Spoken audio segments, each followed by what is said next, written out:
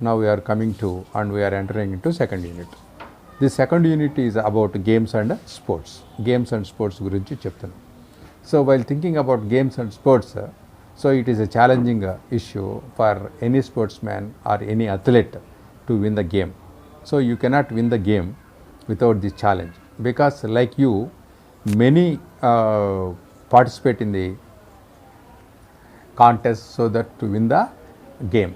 So this unit tells us about how a sports person should have mind to win the game.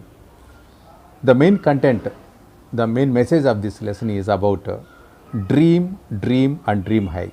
It is in page number 26. 26లో చూసినట్లయితే మనం కలలు కనాలి, కళలు కంటూ ఉండాలి. ఎలాంటి కళలు? For the dreams lead to thoughts. ఈ కళలు మనల్ని ఏం చేస్తాయంటే మనల్ని ఒక మంచి మరి ఆలోచనలోకి నడిపిస్తాయి. And thoughts leads to action. ఈ థాట్స్ అనేది మనల్ని ఏం చేస్తాయంటే మన యాక్షన్లోకి తీసుకెళ్తాయి అన్నమాట. సో దట్ ఈస్ ఇక్కడ మనం చూస్తే మరి ద ట్రూ హైట్ అనే దాంట్లో మనం we are going to learn about a pole vaulter. Pole vaulter అంటే మనకు తెలుసు కదా. మీరు ఈ దినాల్లో మీకు పోల్ వాల్టింగ్ అంతా కరెక్ట్గా తెలియదు మీకు. సో ఓల్డెన్ డేస్లో పోల్ వాల్టింగ్ గేమ్స్ మనకు ఆ పిక్చర్ చూపించినట్టుగా ఒక లాంగ్ పోల్ ఉంటుంది. దాన్ని తీసుకొని మరి ఒక హైట్ను వాడు ఏం చేయాలంటే ఆ లాంగ్ పోల్తో హెల్ప్ చేయాలంటే దాన్ని జంప్ చేయాలన్నమాట. దట్ ఈస్ పోల్ వాల్టింగ్ అంటారు. దాన్ని ఏమంటారు? పోల్ వాల్టింగ్ అంటారు. The story talks about the feelings of an athlete. అంటే ఒక అథ్లెట్ అంటే ఈ స్పోర్ట్స్ పర్సన్ ఏ విధంగా సో ఒక ఛాలెంజింగ్ విన్ను తీసుకుపోవడానికి ఏ విధంగా ముందుకు ప్రయత్నం చేస్తాడో, తన యొక్క ఫీలింగ్స్ ఎట్లుంటాయో, తన యొక్క థాట్స్ ఏ విధంగా ఉంటాయో అది ఇక్కడ మనకు is Michael stern. Michael stern. ఈ మైకెల్ స్టర్న్ అనే వ్యక్తి అర్థమైందా ఆ యొక్క జీవిత చరిత్ర చూసినట్లయితే సో ఆ యొక్క ఈవెంట్ ఎట్టుందంటే ఈ యొక్క ఫైనల్ అనమాట. It was national junior olympics at the age of 14. 14 సంవత్సరాలప్పుడు నేషనల్ ఒలింపిక్స్ జూనియర్స్లో ఆయన ఈ యొక్క పోల్ వాల్టింగ్ కాంపిటీషన్లో పాల్గొంటూ ఉన్నాడు. ఈ పోల్ వాల్టింగ్ కాంపిటీషన్లో ఆయన పాల్గొని ఈ యొక్క గేమ్ను మరి కంప్లీట్ చేసే రోజు జరిగినటువంటి ఫీలింగ్స్ ఇక్కడ చూపిస్తాను. It was nerve wracking. నరాలు తెగిపోయేంత ఉత్కంఠ అతని లైఫ్లో కనబడుతుంది అనమాట. అర్థమైంది. It's ultimate test. అల్టిమేట్ అంటే ఫైనల్, చివరి టెస్ట్ అనమాట. Final test. ఇది కంటిన్యూలో ఈ లింక్లో కంటిన్యూ చేసినట్లయితే so at the day of national junior olympics games so he was put the pole vault at 17 feet. అంటే 17 అడుగులు ఎత్తున ఎగరాలన్నమాట. అంటే మామూలుగా 15 అడుగులు ఎత్తుంటే దాదాపు చెప్పాలంటే మనకు అంటే మన స్కూల్ మన హౌస్ బిల్డింగ్ ఫస్ట్ ఫ్లోర్ ఉంటే అంత ఎత్తు ఎగరాల్సిన అవసరం ఉందన్నమాట. సో అలాంటప్పుడు ఆయన ఫీలింగ్స్ ఎట్టుందంటే హిస్ పామ్స్ వర్ సెట్టింగ్. హిస్ పామ్స్ వర్ అరచేతులంతా కూడా చెమ్మ అయిపోతాయి అన్నమాట, చెమట పట్టిపోతుంది. ఎందుకంటే అంతకుముందు ఆయన ఎగరలేదనమాట, అంత ఎత్తు ఎగరలేదనమాట. అర్థమైందా? ఆయన 16.7 inches ఎగిరిండాడు, కానీ ఇప్పుడు 17 feet ఎగరాలి. అక్కడ స్టాండ్స్ ఉన్నాయి, ప్రజలందరూ చూస్తున్నారు. First paragraph law the stands were filled with about 20,000 people. 20,000 మంది దాన్ని చూస్తూ ఉన్నారనమాట. 20,000 మంది చూస్తున్నారన్నమాట ఆ యొక్క స్టాండ్స్. ఈ పోల్ వాల్ట్ అనేది ఇట్స్ అ గ్లామరస్ ఈవెంట్ అండి. చాలా గ్లామరస్గా ఉంటుందన్నమాట, చూడడానికి చాలా అందంగా ఉంటుందన్నమాట. అర్థమైందా? ఈ పోల్ వాల్ట్ చేయాలంటే దీంట్లో 2 రకాలైనటువంటి ఎక్సర్సైజ్ మనం చేయాలి. ఏంటంటే the grace of gymnasium. Gyms చేస్తారు, జిమ్ వెళ్తారు కదా, అంటే జిమ్లో బాడీ బిల్డ్ చేసుకోవాలి. అండ్ బాడీ బిల్డర్ వెయిట్స్ ఎత్తాలన్నమాట. సో ఈ 2 రకాలైనటువంటి ఆ యొక్క ఎక్సర్సైజెస్ ఉంటే కానీ ఈ యొక్క గేమ్ని వాళ్ళు గెలవలేరు. పోల్ వాల్టింగ్ అర్థమైందా? ఇట్స్ అన్న ఎలిమెంట్ ఆఫ్ ఫ్లయింగ్ అనమాట. ఇది గాల్లోకి ఎగరాలన్నమాట. ఒక వ్యక్తి తన యొక్క శక్తిని అంతా కూడా తీసుకుని గాల్లోకి ఎగిరిపోవాలన్నమాట. అదనమాట. 2 story బిల్డింగ్ చెప్పాను కదా, 2 అంతస్తుల బిల్డింగ్ అంత ఎత్తు ఎగరాలి. అర్థమైందా? So mere fantasy. అర్థమైందా? మనం చూసినట్లయితే ఇది ఒక కళలాగా ఉంటుంది. అర్థమైందా? ఈ యొక్క గేమ్ అంతా ఒక కళలాగా ఉంటుంది అన్నమాట.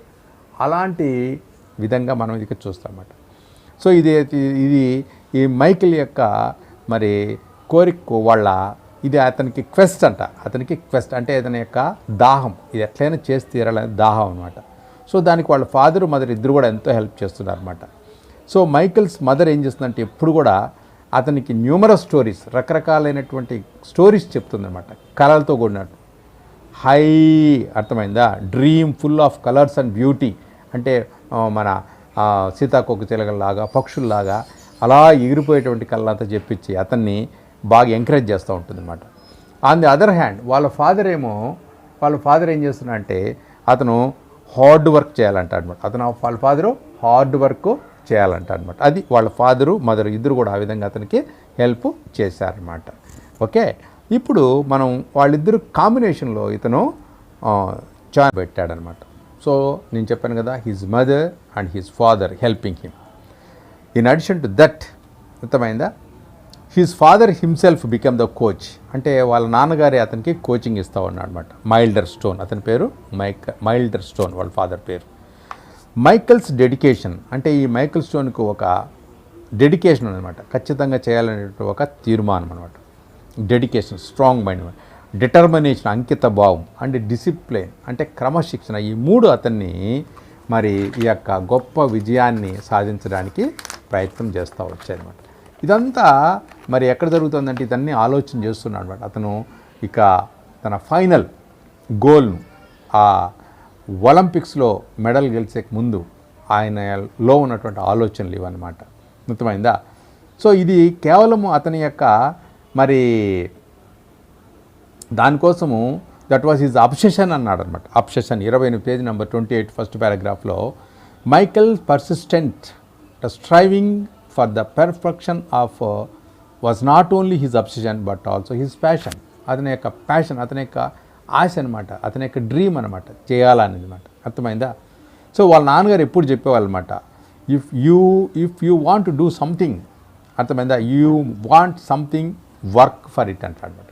యూ వాంట్ సంథింగ్, నీకు ఏదైనా కావాలంటే నువ్వేం చేయాలా, దానికోసం నువ్వు కష్టపడాలి.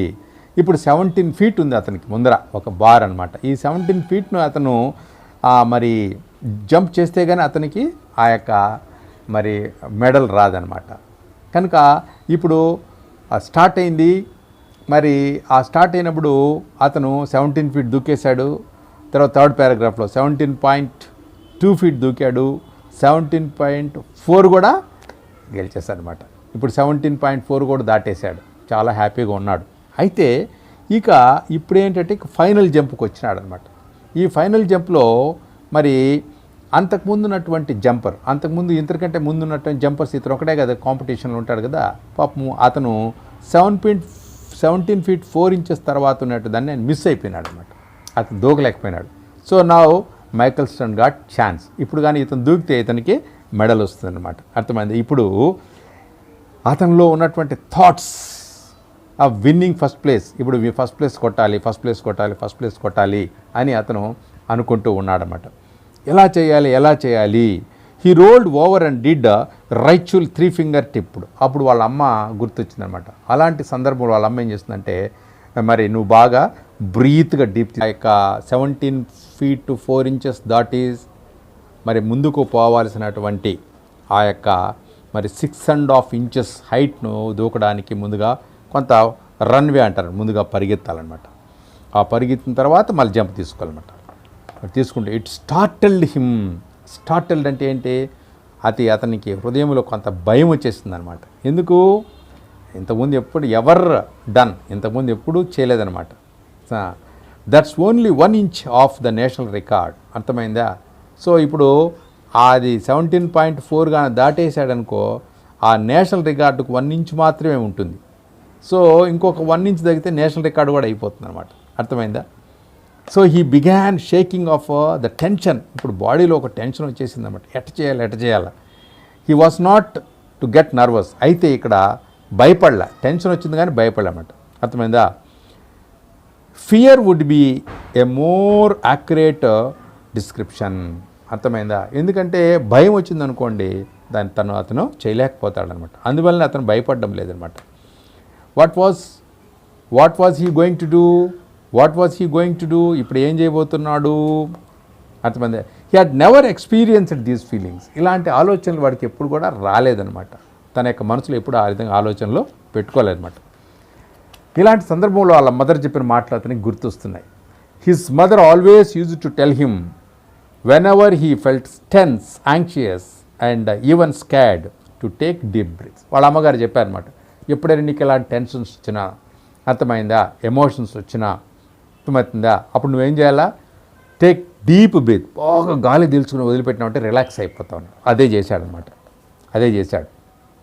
ఎప్పుడైతే అలా చేశాడో అర్థమైంది, హీ గాట్ కాన్ఫిడెన్స్, మళ్ళీ కాన్ఫిడెన్స్ వచ్చిందనమాట. అర్థమైంది. ఇప్పుడు he began to stretch out his arms, అర్థమైంది, చేతులు బాగా విదిలించుకుంటూ బయలుదేరి. లైట్ బ్రీజ్, చల్లటి గాలి వస్తూ ఉంది, అప్పుడు పరిగెత్తుతూ ఉంటాయి అనమాట. He could feel the tickle of cold sweating run down his back. పరిగెత్తూ ఉంటే వీపులోంచి సన్నగా చెమట బిందువులు పడతాయన్నమాట.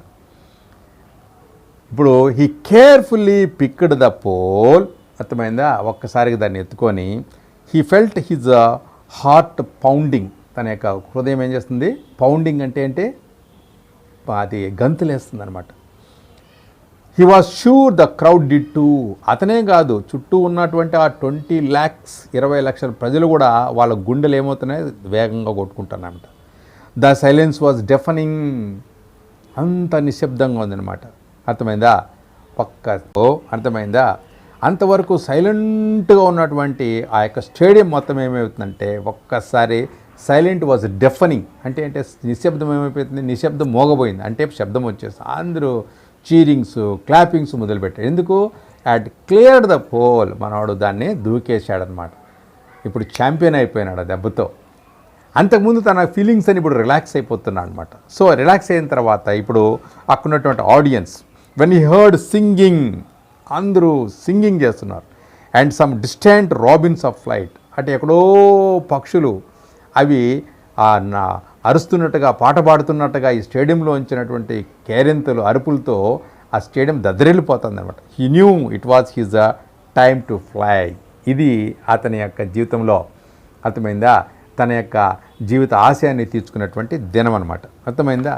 సో ఇప్పుడు అలాంటి పరిస్థితుల్లో ఆయన తనకున్నటువంటి ఆ యొక్క అంతర్లో లోపల ఉన్నటువంటి ఆలోచనలు, it was his childhood dreams, అర్థమైందా, అతని యొక్క చిన్నప్పటి కోరిక. అందుకే dream dream dream dream leads to thoughts, thought leads to action అని చెప్పాను కదా. ఇప్పుడు ఆ యొక్క ఆలోచనలు నిజమైపోయినాయి అనమాట, విన్ అయిపోయినాయి. అర్థమైందా. సో ఇక్కడ వాళ్ళ ఫాదర్ మదర్ని చెప్పనవసరం లే, అర్థమైందా. వాళ్ళ మదర్ మీద హీ కుడ్ ఓన్లీ ఎన్విజన్ అంటే ఇక్కడ మీకు ఒక ముఖ్యమైన విషయం చెప్పాలా. ఇంత చేసినటువంటి వ్యక్తికి ఇతను ఏంటంటే, ఇతను మనలాగా కళ్ళు ఉన్నటువంటి వ్యక్తి కాదు, ఇతను ఒక గుడ్డి వ్యక్తి అనమాట. చూడండి, బ్లైండ్ పర్సన్ ఎంత గొప్ప పని చేశారు. వాళ్ళ అమ్మలో ఉన్నటువంటి ఆనందాన్ని అతను మనసులోనే గ్రహిస్తున్నాడు అనమాట. వాళ్ళ ఫాదర్ యొక్క నవ్వును కూడా అతను మనసులోనే అన్ని గ్రహించారు. అందరూ చూస్తున్నారు, అందరూ ఇతను చూస్తున్నారు, ఇతను ఎవరిని చూడలేకపోతున్నాడు అనమాట. అది అంటే ఒక బ్లైండ్ అయినప్పటికీ కూడా అతనికి ఉన్నటువంటి డెడికేషన్ అవేది. He later went on the day to clear 16.5 feet, 17 feet 6.5. అదే రోజున 17 feet 6.5 feet, అదేంటి inches, a national and international junior Olympic record. ఒకే రోజున నేషనల్ రికార్డు బద్దలు చేశాడు, ఇంటర్నేషనల్ రికార్డు కూడా బద్దలు చేశాడు అనమాట. అర్థమైందా.